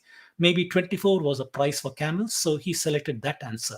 That also shows awareness of bounding the variables to upper and lower bounds. I apologize if this mathematics is not clear to most, but this is the basis of almost every advancement you see, whether from IBM or from any other place. Linear programming is the basis of most of our works. All right, with that, I come to the end of my talk. So you can find some resources for my works. Either you go to YouTube and look for my talks, Raj Vedam, or you can write to me at this address or follow me on Twitter, Facebook, or on the Ku app. Thank you very much. And I will pause over here and wait for our host to take over. Thank you very much, Dr. Raj Vedam. That was very informative. Like, there were plenty of fascinating facts. It makes me both happy and sad to see where we were and the state of knowledge about our ancient knowledge as on date. I'm sure you've just got an overview of the ocean of the knowledge that was existent in the ancient India in a range of subjects. We'll move to question and answer session now. Questions will be flashed on our screen and I'll read them out one by one. So the first question is by Govind Maurya. So according to them, if Aryans came from Central Asia, where does that Central Asia lie? So Central Asia, to them, it lies between Caspian Sea and the Black Sea. If you look at a map of the world, in Russia, in the between Caspian Sea and Black Sea, that is the area from which the so-called Aryans are supposed to have come to India. And this is the basis of linguistic analysis. We go to the linguistics, which was a constructed field by the Eurocentrics to discuss why Latin, Sanskrit, and Greek are related. In order to describe that, they evolved the field of linguistics, comparative linguistics, and came about with several rules. These rules were constructed by them expediently so that certain ideas of theirs would follow. So it was a chicken and egg problem. Which came first? So the constraints which they have, the assumptions which they have, became facts. And using these constructed facts, they constructed the narrative. So that's where Aryans have come from. But mind you, the homeland issue is a big one in Eurocentrism. When people are discussing the homeland, they initially thought maybe Germany was a homeland. Some people said that maybe Syria is a homeland, Armenia is a homeland, Northwest India is the homeland. They also thought that finally Central Asia is a homeland. There is no real scientific evidence for this. These are all linguistics implied results. Okay. Okay, here's a comment by Girija Shivakumar. Your talks are always enlightening us on many aspects of Indian culture. So, yeah. Thank you. Next question is by Abhinav Sharma. How, as an academician, one can work towards debunking the false narratives of left? Excellent question, Abhinavji. Excellent question. So the methods which I follow are to go to the roots of the claims. When somebody makes a claim, go to the source. What is the data that is used? What is the model that he's used? What are the methods that he has used? What are the claims that he is making based on that? Do the claims follow from the methodology, constraints, models, and others? Having done that diligence, then we look for, are the constraints correct? If you loosen that constraint, what are the implications?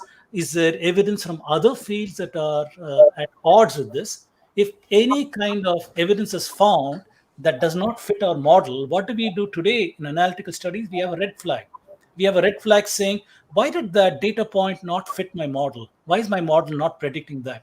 Then we suspect maybe I did not capture a mathematical equation in my model. Maybe there's some other thing. Maybe I had to fit it in a better way to get a better fit. These are the kind of things we do today analytically. Apply the same methods to these narratives also. These models may not be mathematical models. They are semantic models. There are models that are put together using so-called logic, so-called facts. So question everything. question everything, and invariably you'll find that everything starts falling apart. That is what I do. Next question is again by Govind Maurya. Before 600 AD, there were no Muslims. How civilization came from them before them? Example, Harappa civilization, Sinhalese civilization. Such questions, he adds, should be answered by NCERT and such authors. Right. So the common thinking is that the Greeks, Babylonians, Egyptians, these were the people who have the monopoly on the knowledge. And this knowledge was transmitted to India in an early time frame through the Greeks, Greek contact. So Greeks, Romans brought this knowledge to India, including perhaps the Babylonians. As Nuj Power and others are saying, Indians learned astronomy from the Babylonians and so on. And then the story goes that Indians had this knowledge, no doubt, but then when the Muslims came on the scene, they got all the knowledge from India destructively. India, like for example, the invasion of Bin Qasim in Sindh, that took away a lot of medical knowledge over there. And one more, when Ghazni invaded India, he was accompanied by a very famous scholar. This very famous scholar had a recommendation letter from the Sultan of Iraq saying that this man is a scientist. He'll accompany you when you go to Hindustan for your raiding, and he will study that knowledge systems. So this very famous man came to India and he copied a whole lot of things in the year 1000, whether they were books on sciences, mathematics. He traveled wherever Ghazni invaded. You'll find that this man also visited an area nearby and took knowledge. For example, Ghazni came to Somnath, and this man went to Ujjain. Ujjain is close to Somnath, and took knowledge from there. So he accompanied him everywhere, took this knowledge, and wrote enormous books. So the Muslims got knowledge destructively from India. They destroyed the Indian systems, but took the knowledge and developed it into Arabic, and that was injected into Muslim countries, and that became translated into Latin, and that's how the world got it. Whereas in India, that knowledge was destroyed. We are seeing evidence that when the Muslims occupied northern part of India, a lot of learning stopped. But then the Vijayanagar Empire, when the Delhi Sultanate was there, Vijayanagar Empire came around 1350 and so on, and that put a barrier in southern India. Krishnadevaraya, one of the greatest kings in the Vijayanagar, in his empire all the way from Odisha till almost Tungabhadra and to the east coast to west coast, he had formed a barrier where Muslims could not come to South India. Because of that, in southern India, knowledge continued to flourish. We are seeing Madhava and many other people. But in the north, the tradition died. So clearly, we are seeing that Indian knowledge was destructively obtained by Muslims, a fact that is conveniently neglected in NCERT textbooks. Okay. Abhinav Sharma ji asked the next question, from where you got the data for economy of ancient Bharat? Yes, this is a good question. This is from the works of Angus Maddison. Angus Maddison was a Scandinavian researcher who was entrusted with studying the economies of the world, ancient world, try and see the impact of colonialism and other such things. So he used a variety of resources and put together certain data points using which he could get this data. So it is a first step. Even if we can critique the methods of Angus Maddison to see how did he get this data, we follow the methods he's used because that's our first model. And in this model, it is showing India at 33% of the world GDP in the year zero. And it's falling by, like I said, 10% in 1,000 years. You can extrapolate it backwards in time to the time of Harappa, and show that Indians perhaps had 65% of the ancient world GDP. And this bears out because Harappa was a metallurgical society with bronze artifacts and other things they were trading. So it bears out with that. Okay. Srinivasulu Grandhi asked the next question. What shall lead to sustainability of rich culture? Questioning it or just following it? Very good question. Very good question. So first thing is, we have lost connection completely with our culture. Today, we are deracinated people. Our minds are filled with, excuse my choice of words, but bastardized identity.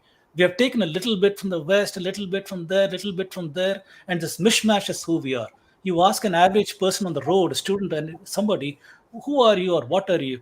He said, "Oh, well, don't bother me too much. I love Bollywood movies. I love my social media. I go on all these various accounts that I have, entertaining all the time. I love cricket and Olympics. Wow, people have won a lot of things, and good food, and enjoy with my buddies. I have a good job in corporate world or multinational companies. I have a good life." So the identity is destroyed in India by these forces I talked about. 5 forces. They have deracinated us. The forces are colonial, they are missionary, they are Eurocentric, the leftist academia, and the Marxist.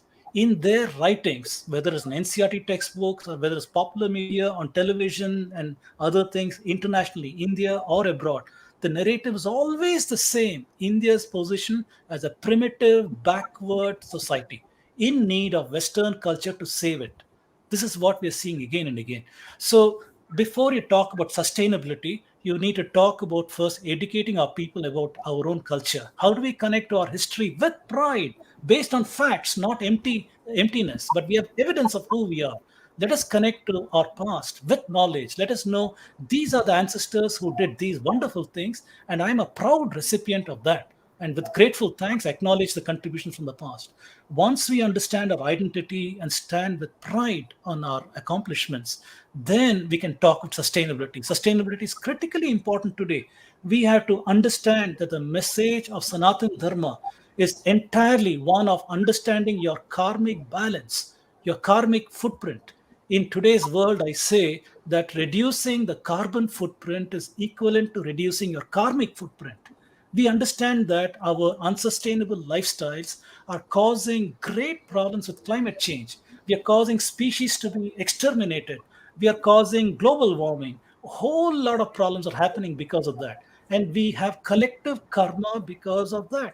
So, if we understand the message of Dharma, saying what is the right thing for me to do here, if I can reduce my usage, if I can recycle, if I can reuse, the 3 R's, if you will, reduce, recycle, reuse. If I can do that and in my everyday life consciously reduce my consumption and lead a life that is in consonance with my observed evidence of the global dynamics of climate, usage, carbon cycle, and other such things, then I am contributing dharmically to a reduced carbon footprint, which is to a reduced karmic footprint and trying to have betterment for the world. Let us try to propagate this information. Let us tell people this is what Sanatana Dharma is all about, rather than an Abrahamic notion which says God put you in charge of the world to use it as you please. You can go forth, multiply, eat, do, use, rape the earth as much as you want, and so on. That's a different message. We have to get out there and say these things rather than let these people have the narrative saying that here is a primitive, backward civilization that requires Western touch to cure these people and Abrahamic ideas to save them from purgatory and so on. So it's up to us to learn and teach. Sorry for that long answer, but it's an important one. Yeah, absolutely. Next question. How do you, okay, You go very back to inside. yeah, Yeah, how do you find out that Kritika Nakshatra is in right? rising. Yeah, Yeah. So this is an important thing. So in Yajnavalkya's Shatapatha Brahmana, he is giving a prescription to the Vedic Rishi on how to find the east direction. Why east direction? East direction is auspicious in Hinduism. Why? Because most of the homas, yajnas, everything that we do, we face the east direction. Who is it in honor of? Of Surya, Agni, Bhagavan. So the east direction is where he's going to come from. So we want to face the east direction. In our culture, if a guest is coming from here facing me, I do not say namaste over here. That is wrong. That is very disrespectful to not face your guest. So looking at Bhagavan and when he's coming and then doing a yajna, that's most auspicious. How do you find the east direction? We know Uttarayana and Dakshinayana. Uttarayana is a 6-month northward course of the sun, and Dakshinayana 6 months southward course of the sun. Sun goes from minus 23.3 degrees south to 23.3 degrees north. That is the movement of the sun over the course of a year, 6-month period rather. It comes back to this. So where is east direction? Is the east direction where the sun rises here, here, here, here, here, here, here, and here? We can't say that. The true east is when the sun is on the celestial equator. Celestial equator is 0 degrees. When is the sun of the celestial equator? That is a cardinal point that was well known to our ancient astronomers. So Yajnavalkya has got a statement in Shatapatha Brahmana saying that Kritika does not move away from the eastern quarter. Therefore, you may light your fire under Kritika. So he's telling the Vedic practitioner, get up early in the morning before the sun rises, have your ritual bath, then come out and see. Sky is still dark. Where is Kritika? Kritika is over there. I know half an hour later, the sun will rise over there, heliacal rising of the sun. I can draw a straight line from there to here, put my home over here and do it. When was this true? Because of the precision phenomena, we can use our planetarium software and crank back in time. And I have done that.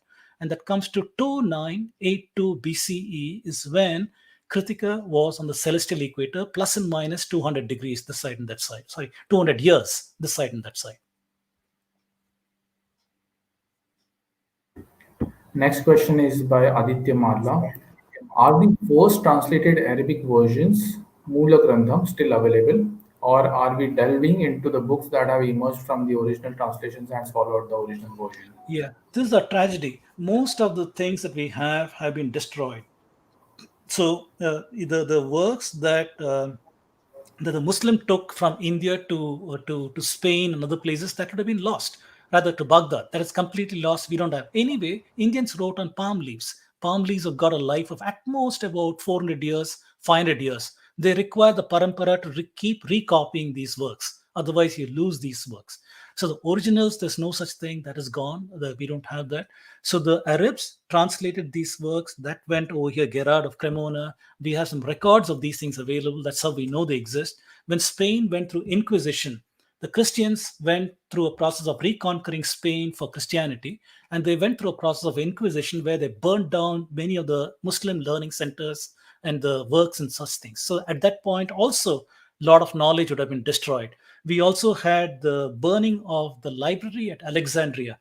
Library of Alexandria was burned starting from Julius Caesar, starting from his time onward to Christian period, the Constantine Christian period, when they said that all pagan knowledge must be burnt and destroyed.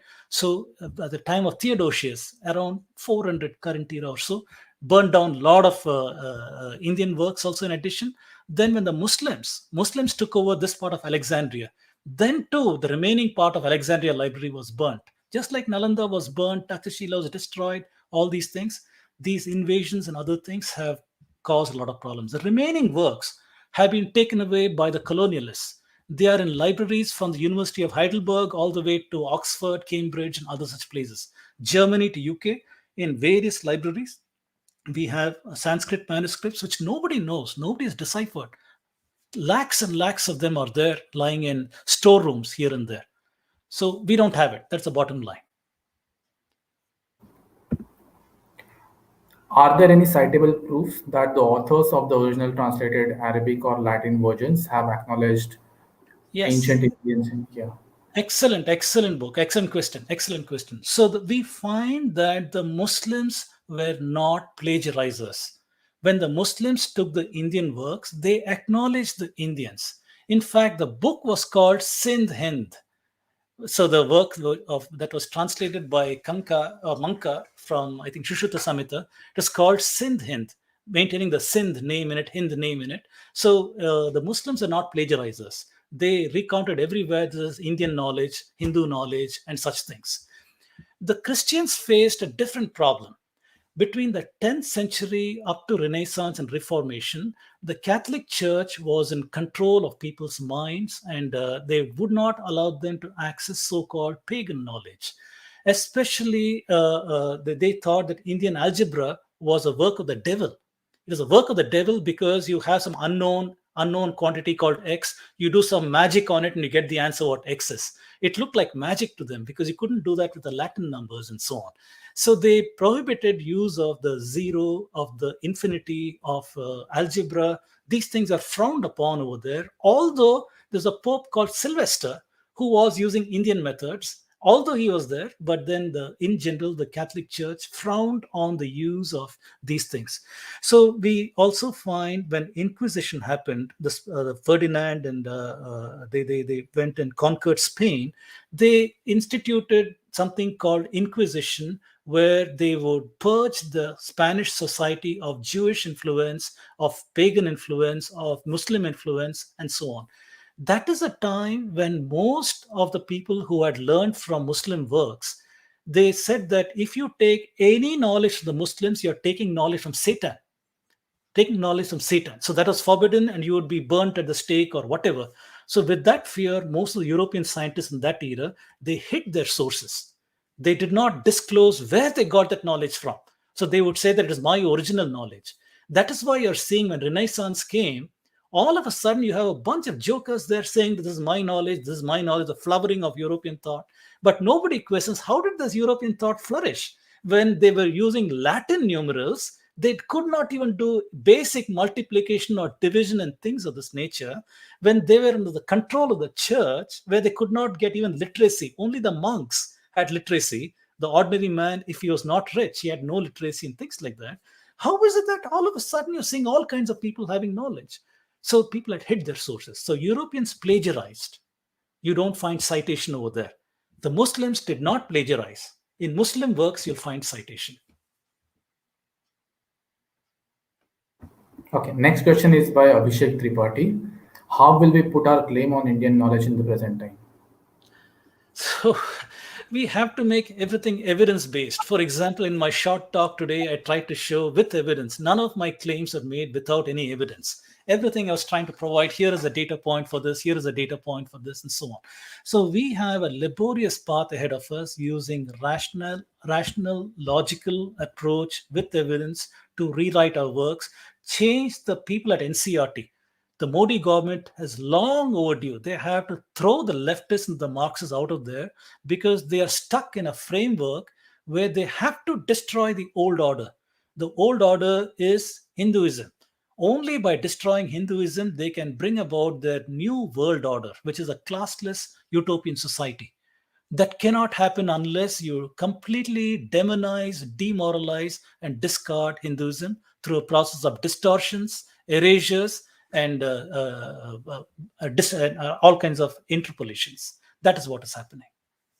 So we need to work with logic, rationality, evidence, write books, write papers, organize conferences. Modi government get rid of these people and get the practitioner of the culture, the internal voices, the Sanskrit scholars whose voices are not heard today. Sanskrit scholars today are living in penury, in poverty in many places. Get these scholars over there who can understand the context much, much better, and then maybe we need new works to come out. That has not happened, and that needs to happen. India needs to reclaim its heritage. That needs to happen. Yeah, thank you. Maybe I'll just add on to that question. Do we have any dedicated journals or conferences for Indic knowledge systems that you are aware of? Not to my knowledge. Not to my knowledge. So, to my knowledge, we have very few conferences, like the Waves conference, for example, that deals with most of the Vedic knowledge systems. A few isolated conferences here and there. There are maybe one or two journals that are. I'm familiar with one journal from the University of Dallas over here, Professor Jain, if I'm not mistaken. So there's maybe one journal, but not at all widespread. You would expect to see in India the many journals on history, archaeology, and other things. We have papers that will be solicited understanding the internal evidence. But the people who are the reviewers and the editors of these journals are all Marxists. They're Marxists and other such people who will not entertain the internal voice in their publications. They'll discard these things. So you need a change in the ecosystem. This is what I keep saying. The Modi government has not done that. If you want to keep these jokers in power, then at least form a parallel body for Indian knowledge, examination, and determination. Have a new department, new ministry that'll go about doing these things. Don't care about these five forces that will try to mock you, that will try to discredit you, that will call you Hindutva or Nazi or fascist. Let them keep screaming. They scream because they cannot engage with you at an intellectual level. They do not know Sanskrit. They cannot engage with you at the evidence-based level. So you continue to produce the works of evidence, discard this narration, and come out with who we really are. At the same time, don't go to the very great extreme that some of our people have, where they make claims which do not have evidence yet. So there are many instances in our works which puzzle us even today in ancient technologies. We should not come and claim these things unless we have more better quality evidence saying that yes, we have the evidence. So something should be on the back burner, but we have a lot of factual things that we must bring to the fore and say this is how knowledge about in ancient India. Next question. To understand the Shastras and the ideas proposed by ancient Indians, what are the basic texts that we need to read or understand? Well, the six Vedangas. You should be an expert in Sanskrit, read the Vedangas to start with, and understand the cultural context of India. The cultural, you must understand that. You must read the Darshanas. You must understand the Darshanas. You must understand how did Indians see knowledge? How did they see reality? How did they view Brahman? What was the idea of truth? What was permitted in truth? Once you understand the epistemology, then the knowledge systems itself, Vedangas and other things, once you learn them, then you have an understanding of a certain point in time what was the best understanding. But it is not static. From there on, there are other works by other researchers. We have, for example, Siddhantas, many Siddhantas that are mathematical astronomy. We have got works like Samhita, Sushruta Samhita, Charaka Samhita, and so many other works that are huge compendiums of knowledge systems. So in various periods of time, we are seeing works. So we start out with knowledge of epistemology, and with that as a basis, understanding the Indian context, try to see the knowledge systems that have evolved from there on. And there are a lot of such works. Next question is by Kamlesh Chauhan. He first congratulates us for the first gold medal in athletics. He's asking a question about discovery of sports or these sports that are played in Olympics in general in India. I have no doubt at all. And if you want archaeological evidence, we can start looking at game pieces. For example, in Harappa, in Kiradi, in Tamil Nadu, we have found game pieces that look like something that is used in what we call katam in Tamil Nadu. So you can have squares and things like that where you move your game pieces. We have found dice and things like that. So ancient Indians definitely had predisposition towards entertainment. If this entertainment was games, storytelling, and so on, we have got evidence of this over here. Second, in the village life, we are seeing, yes, there were things like horse riding, races over there, and things of this nature, and maybe games played like polo and other such things. Maybe they're later, but maybe the games are still over there. You're also seeing traditional village sports like Gusti. Gusti is wrestling and so on. Gusti is there, in fact, in Rig Veda. If you go to Rig Vedic times, you're trying to see there in certain translations that Griffith has messed up. Please look for a paper by Sitaram Ayagiri and myself. We co-authored a paper recently in Waves, where Sitaram Ayagiri is making your Sayanacharya's translations and understanding to show that even in that period of time, there was Gusti and things like that. So, yes, there were sports. Maybe not cricket, but maybe definitely there were certain other sports and other things used in ancient India. So the need for entertainment has been known by our ancient rishis for a long time. Just like today's India. In today's India, how many PhDs do we have? Is it 1% of the population? Maybe less. 1% of the population would be the professors and PhDs that we have today. And these people are the custodians of advanced knowledge systems. Common man has got no idea of what all these things are that you PhDs and others do. So our rishis face the same situation in their times where less than 1% knew these advanced knowledge systems. Most of the people had no idea of these things. They also knew human mind craves entertainment. Just like today, you go from one social media to another, Instagram to Twitter to whatnot to that and this. You want to keep getting entertained all the time. Rishis knew that. So they took wisdom, embedded it into stories as metaphors, and gave that to us. And that was entertainment in villages. In villages, you'd find the storytellers would come and tell you stories. These are very, very entertaining, but they have a moral, they have a wisdom, and they have these things. So entertainment, whether in the form of knowledge, whether in the form of games, whether in the form of activities, definitely were there in ancient India. I think we've come to the last question for the day. Before us, I'm sure many of us realize the importance of history scholars. How can we motivate our young brothers and sisters to pursue history as a subject? What can they what can they get by becoming a history scholar? Well, the history as a subject is critically important in its own right, to be studied. And the point is, when you're studying it, you must be aware of the sources that you're using. Unless you understand historiography, historiography is a writing of history. Who wrote that history? I showed 5 frameworks. A logical person must ask, where is the sixth framework? Sixth framework is the practitioner of that civilization.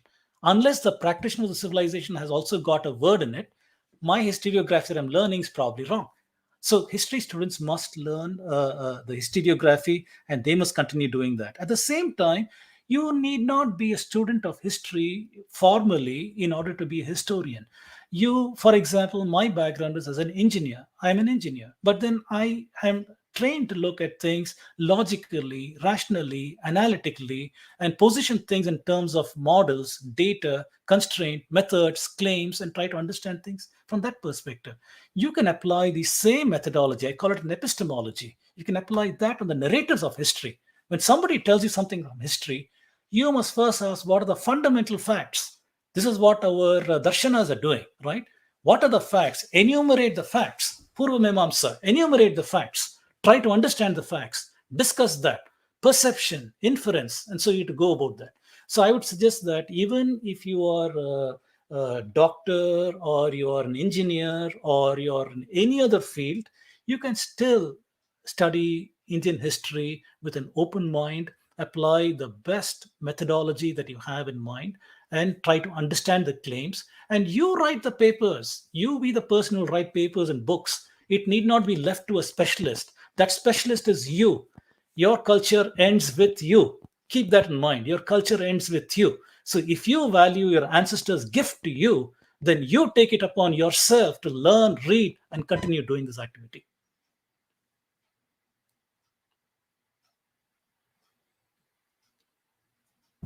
Okay, I think we have one more question. Arvind asks, for those who don't have knowledge of Sanskrit, we rely on translations. When we search for them, we get flooded with leftist translations. Right. How do you know if you are reading an authentic translation? Very good question. This is very relevant because none of us are learning Sanskrit. Calls for a very dedicated person to learn Sanskrit outside of their curriculum and get by. So we have very, very few people learning Sanskrit today. Very unfortunate. And the unfortunate thing is that we are using translations by the British and others to learn about our own systems. What I do is I have Sanskrit experts in my circles. So before I take something, I send it to them and ask, what does this mean? Is this correct? Is the translation correct? Is the interpretation correct? Is there a different meaning over here? So there are experts. Find these experts in your life, and there are many of them. If you go looking for Sanskrit scholars, you will find many of them. So try to go. There are our acharyas, gurus who also know the philosophical content over here. Try to ask 2 or 3 people and get the knowledge. So don't let that be a handicap. If you don't know Sanskrit, start with the English translations as a starting point. Then investigate the authenticity of that by talking to experts. Then maybe you yourself can write a paper on, is that translation accurate? Or what have you learned from the Indic experts, the internal experts? You write a paper on that. That understanding can help somebody else along the journey. Okay. With that, we have come to an end of question and answer session. It was very informative session. I would ask Siddharth Karasti from IIT for Bharat team to conclude the talk and give a note of thanks to our speaker.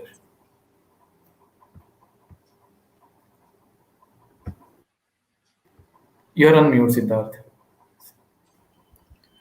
It was a wonderful talk. We had a very good time. It is like ocean of knowledge.